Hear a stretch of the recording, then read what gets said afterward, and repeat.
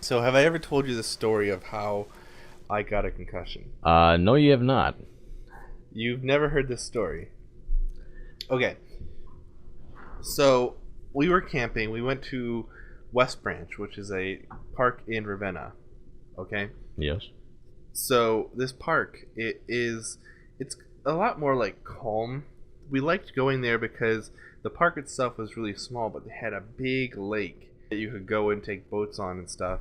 And there's lots of trails and everything and stuff for us to do. It's a lot of fun. So, uh, I was always into racing everybody on my bike. Like I was just really into biking, and anybody who would bike with me, I was down. So one of the things that I did a lot, which I'm sure you took part in with me at some point, was I would race people on my bike because like my bikes were stuck in 21st gear.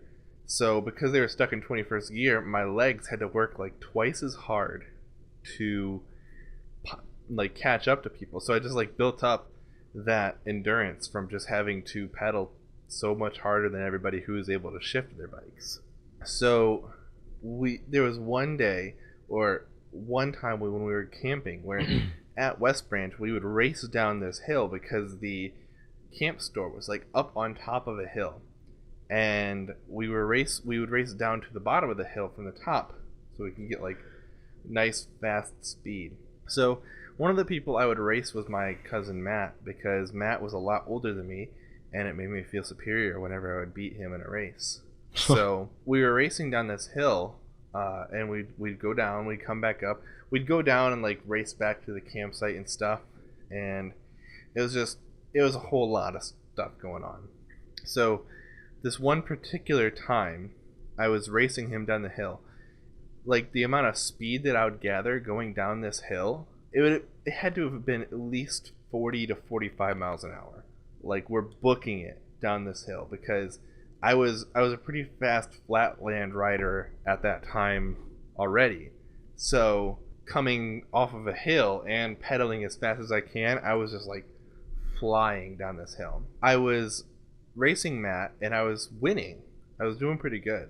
And I looked back to see where he was, and then everything just kind of went black. Hmm.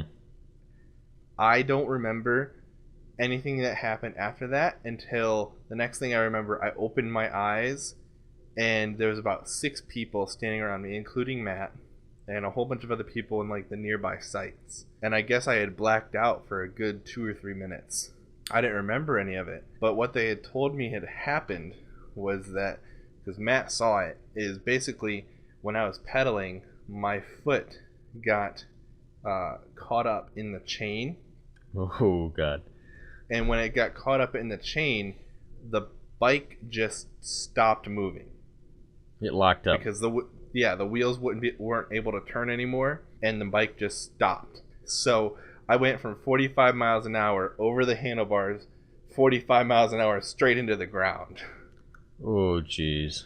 I got up and I was like, I was in pain, of course, because I wrecked, but like for the most part, I felt fine. So we went back to the campsite and everybody went on with their daily lives, and I was just like, you know what, I'm gonna take the rest of the day off because like that was too much. While I found out later on that while I was gone doing that, my mom was at home at the campsite with Chase, who's a 3-year-old toddler. So she was trying to keep an eye on him, and during the process, Chase grabs one of my skateboards and he decides he's going to be really, really smart 3-year-old and run out into the middle of the road and lay on the skateboard. Oh God. And as my mom is running out to grab him off of the road, there is a car that comes and literally runs over him. No joke. Like he's like laying on the road, like long ways on the board, and then this car just comes and drives right over top of him. And luckily, he was so small that the car didn't even like touch him, but they like literally drove over top of him, and they didn't realize it until it was too late. And like they stopped the car midway, and then they realized like he wasn't out from underneath it, so they like drove forward some more. And luckily, like, nobody got hurt, but my mom practically had a heart attack. The woman driving the car practically had a heart attack. Chase was bawling his eyes out. So after that happened, we all just kind of like huddled back at the campsite and went to bed. And the next morning, my parents and Matt's family we all decided, like, you know what? There's been too much happening at this camping trip. Let's just go home. Like, this is just too wild.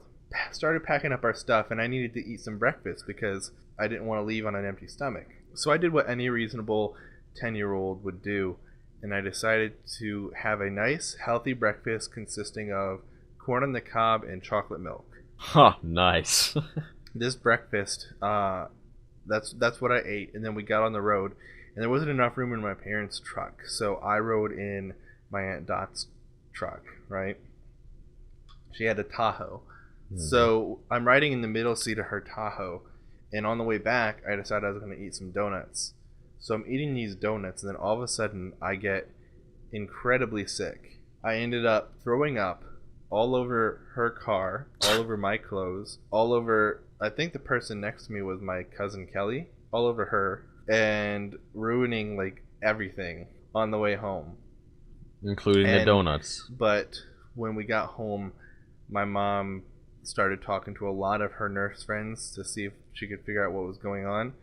But we're pretty sure that I had a concussion, and that made me sick for like weeks after that. Like, I would get migraines and headaches and random stomach aches, and it was just like, it was a total mess.